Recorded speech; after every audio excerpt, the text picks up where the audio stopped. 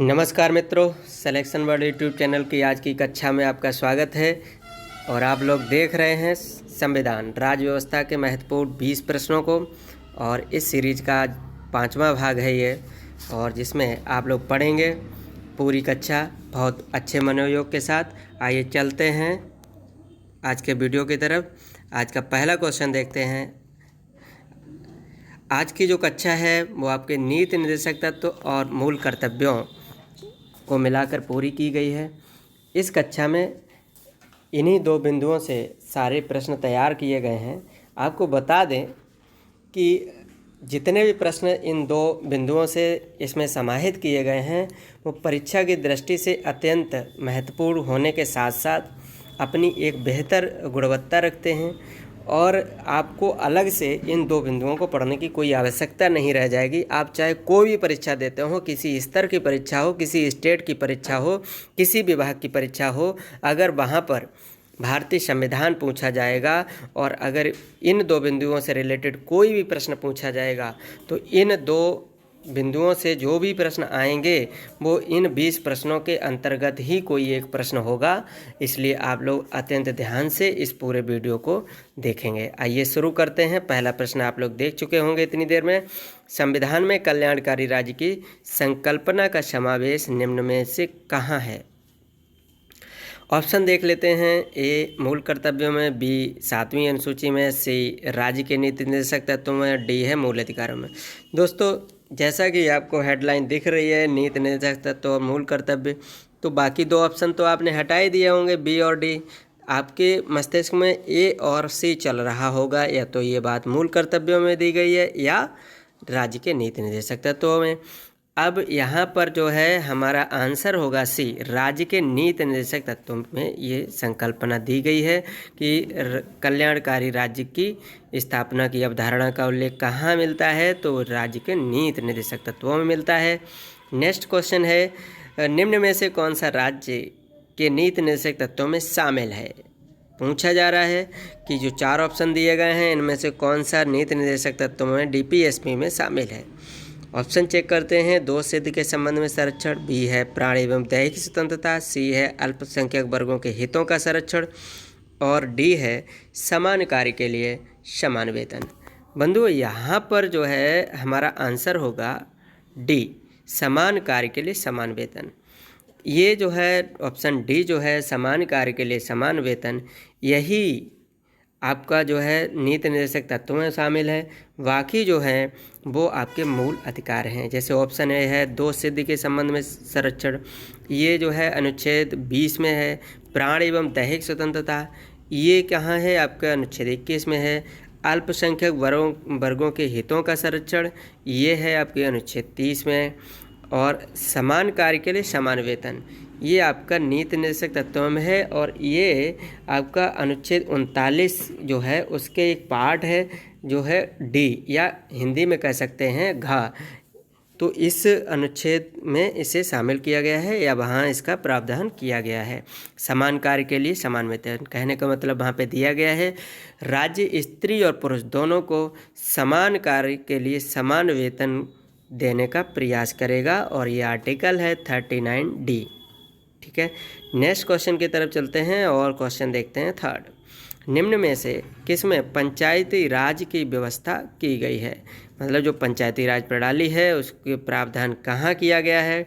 आइए देखते हैं किस अनुच्छेद में इसके गठन की बात कही गई है, इसके बारे में प्रावधान कहाँ है। देखिए, ऑप्शन ए है मूल अधिकारों में, तो आप लोग मूल अधिकार पूरे पढ़ चुके हैं तो इसमें तो है नहीं, तो ऑप्शन ए तो हट जाता है। अब बचे हैं 2 ऑप्शन, मूल कर्तव्यों में या नीति निर्देशक तत्वों में। तो बंधुओं, आपको पता होगा कि जो है इस प्रश्न का आंसर होगा सी, नीति निर्देशक तत्वों में पंचायती राज प्रणाली की व्यवस्था की गई है। और आपको बता दें कि नीति निर्देशक तत्वों में अनुच्छेद जो है आपका 48, उसमें कृषि एवं पशुपालन के संगठन का प्रावधान किया गया है और वहीं पर इसकी व्यवस्था की गई है। नेक्स्ट क्वेश्चन है, कौन सा अनुच्छेद अंतर्राष्ट्रीय शांति और सुरक्षा से संबंधित है? तो आइए देखते हैं। ऑप्शन ए अनुच्छेद 51, और अनुच्छेद बी, ऑप्शन बी अनुच्छेद 48 ए, अनुच्छेद अगला है 43 अनुच्छेद, नेक्स्ट है 41। तो अंतर्राष्ट्रीय शांति और सुरक्षा से संबंधित कौन सा अनुच्छेद है, इसको देख लेते हैं।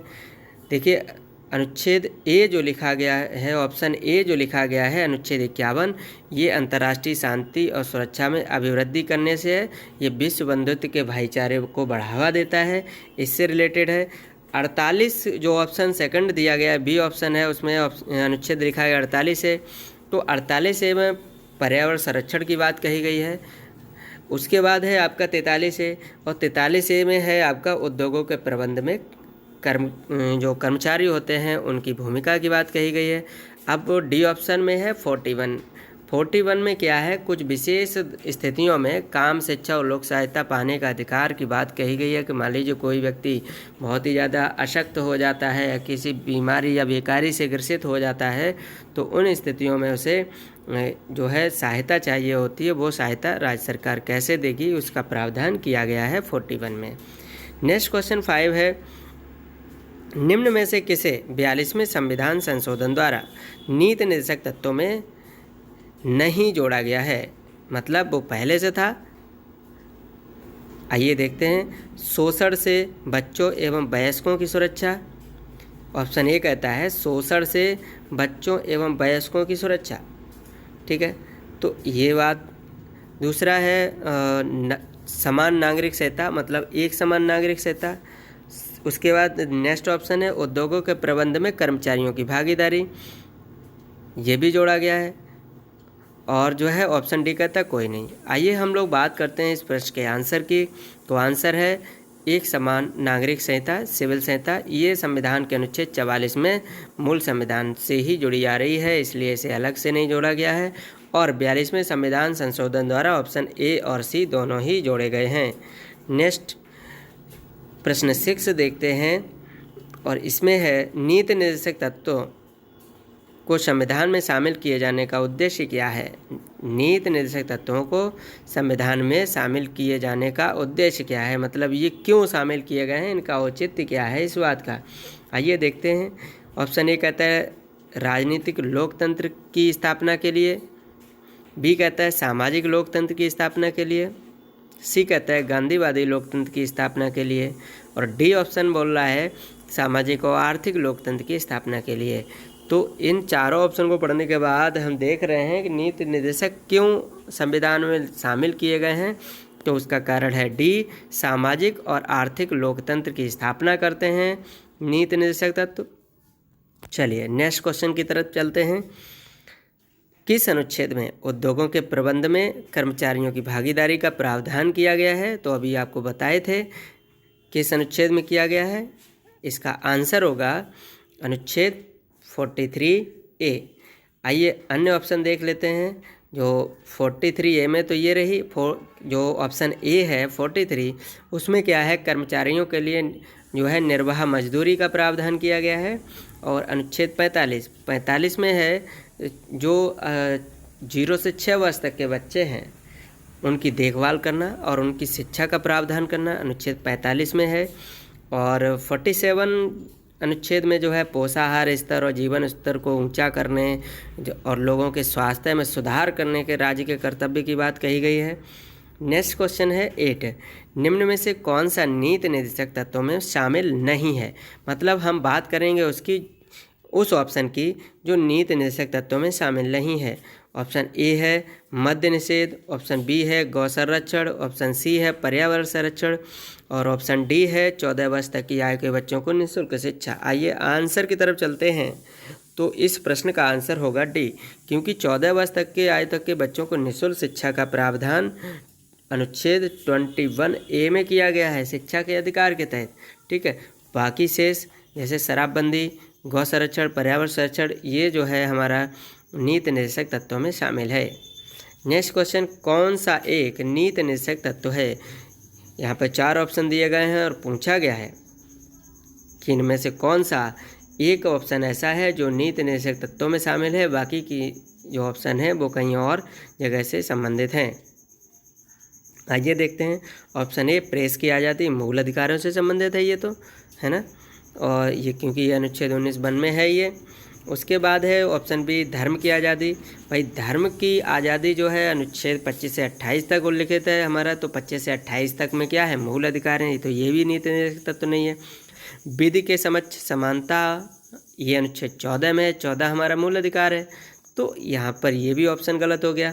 नेक्स्ट देखते हैं ऑप्शन डी, एक समान नागरिक संहिता, ये संविधान के अनुच्छेद 44 में बात कही गई है इसकी, तो 44 जो है नीति निर्देशक तत्वों का हिस्सा है, पार्ट 4 में आता है, पार्ट 4 में नीति निर्देशक तत्व हैं, तो इस प्रश्न का आंसर यही होगा, क्वेश्चन 9 का आंसर डी होगा, एक समान नागरिक संहिता। नेक्स्ट क्वेश्चन है 10, निम्न में से किसका संरक्षण भारतीय नागरिक का मूल कर्तव्य है।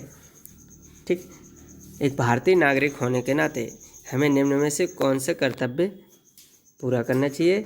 आइए देखते हैं इस प्रश्न का आंसर, ए ग्राम पंचायत, बी राष्ट्रीय ध्वज, सी वन्य जीव और डी कोई नहीं। तो यहाँ पर जो है संरक्षण पूछा गया है, तो ऑप्शन सी आंसर होगा, वन्य जीवों का संरक्षण करना हमारा जो है मूल कर्तव्य है, जबकि ग्राम पंचायत का संरक्षण और राष्ट्रीय ध्वज का संरक्षण नहीं है। जैसे राष्ट्रीय ध्वज है तो उसका आदर करना, सम्मान करने की बात कही गई है, ना कि उसके संरक्षण की बात कही गई है यहाँ पे। ठीक है, तो इस प्रकार से आंसर हमारा सी सही होता है। चलिए अगले क्वेश्चन की तरफ चलते हैं, और क्वेश्चन होगा 11, और इस क्वेश्चन में देखते हैं कि किस तरह से इसकी चर्चा की गई है। देखिए ऑप्शन 11 कहता है, मूल कर्तव्य संविधान में कब जोड़े गए, कि मतलब ये मूल संविधान में तो थे ही नहीं मौलिक कर्तव्य, फंडामेंटल ड्यूटीज़ जो हैं हमारे मौलिक संविधान, जब संविधान बन के तैयार हुआ था और लागू हुआ था 26 जनवरी 1950 को, तब ये हमारे संविधान में नहीं थे। अब आइए देख लेते हैं ऑप्शन क्या है। ऑप्शन ए है 1974, ऑप्शन बी है 1976, ऑप्शन सी है 1978 और डी है 1992। आपको पता होगा कि मूल कर्तव्य जो है 1976 में 42वें संविधान संशोधन द्वारा जोड़े गए थे, और उस समय सिफारिश की थी सरदार स्वर्ण सिंह समिति ने, और इस समिति की सिफारिश पर संविधान में 10 मूल कर्तव्य जोड़े गए थे।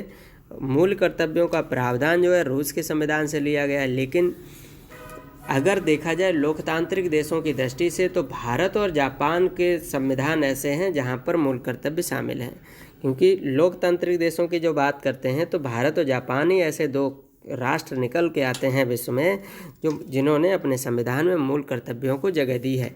आइए देखते हैं क्वेश्चन 12, संविधान में अंतर्राष्ट्रीय शांति और सुरक्षा की अभिवृद्धि का उल्लेख कहाँ किया गया है। अब देखिए यहाँ पर बात कर ली गई है अंतर्राष्ट्रीय शांति और सुरक्षा की अभिवृद्धि की, तो आइए देखते हैं, क्योंकि इस प्रश्न का आंसर पहले भी कर चुके हैं आप, तब पूछा गया था अनुच्छेद और अब पूछा गया कोई एक टाइटल। आइए देखते हैं, ऑप्शन ए है प्रस्तावना, ऑप्शन बी है नीति निर्देशक तत्व, ऑप्शन सी है मूल कर्तव्य। बंधुओं इसकी जो हमने चर्चा की थी अभी, तो ये था अनुच्छेद 51 में, तो आप लोगों को पता है 36 से 51 तक के बीच में नीति निर्देशक तत्व हैं, तो इस प्रश्न का इस तरह से आंसर हो जाएगा बी नीति निर्देशक तत्व। क्वेश्चन 12 का आंसर बी नीति निर्देशक तत्वों में ये शामिल किया गया है। नेक्स्ट, निम्न में से कौन सा मूल कर्तव्य नहीं है, मतलब जो 4 बिंदु दिए गए हैं उनमें से एक मूल कर्तव्य नहीं है, बाकी मूल कर्तव्य हैं। ऑप्शन ए कहता है वैज्ञानिक प्रवृत्ति विकसित करना, हाँ भाई ये मूल कर्तव्य में शामिल है। बी कहता है सार्वजनिक संपत्ति की सुरक्षा करना, ये भी मूल कर्तव्य में शामिल है। डी कहता है संविधान के प्रति निष्ठावान रहना, बिल्कुल सही बात है, संविधान का आदर करे हैं, और राष्ट्र ध्वज आदर्शों एवं संस्थाओं की रक्षा करें, पालन करें, ये बात कही गई है, पहला मूल कर्तव्य यही है हमारा।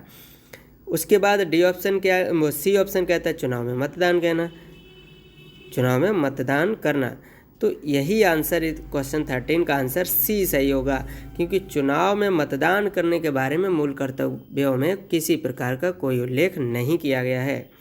नेक्स्ट क्वेश्चन देखते हैं कि किस कमेटी ने मूल कर्तव्यों को संविधान में शामिल करने को कहा था, मतलब वो कौन सी समिति थी जिसने कहा कि मूल कर्तव्यों को संविधान में जगह दे देनी चाहिए। तो आइए देखते हैं, आप लोगों को पता चल गया होगा क्योंकि अभी मैं इसका नाम बता चुका हूँ। चलिए ऑप्शन देख लेते हैं फिर भी। ऑप्शन ए है अशोक मेहता समिति, ऑप्शन बी है सरकारिया समिति, ऑप्शन सी है स्वर्ण सिंह समिति।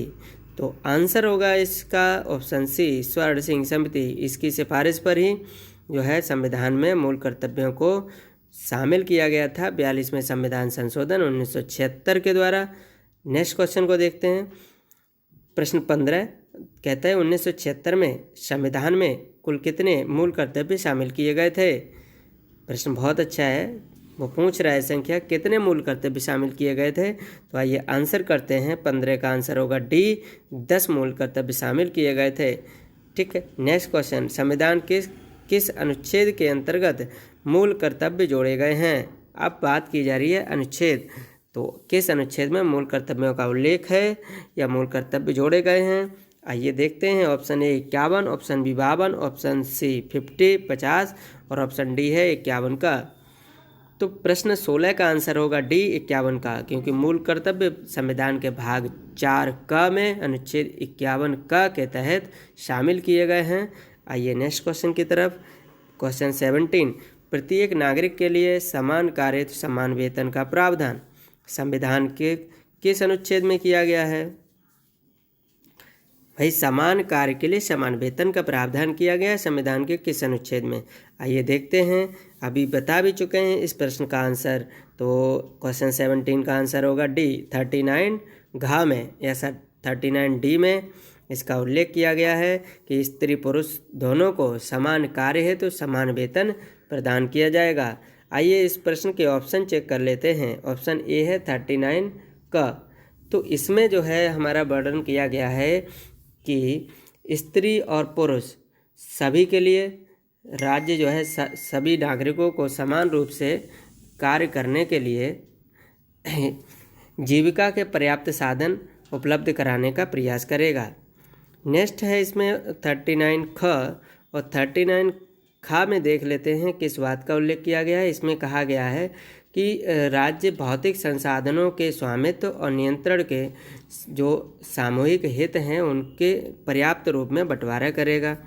नेक्स्ट इसमें 39 ग दिया गया है, तो 39 ग में उसने कहा है कि जो उत्पादन के साधन हैं और राष्ट्र की जो संपदा हैं उनका इस प्रकार से केंद्रीकरण नहीं किया जाएगा जिससे कि सार्वजनिक अहित हो जाए, मतलब लोगों का नुकसान हो। कुछ विशेष लोगों के हाथ में देश की संपदा और उत्पादन के साधन नहीं जाएंगे।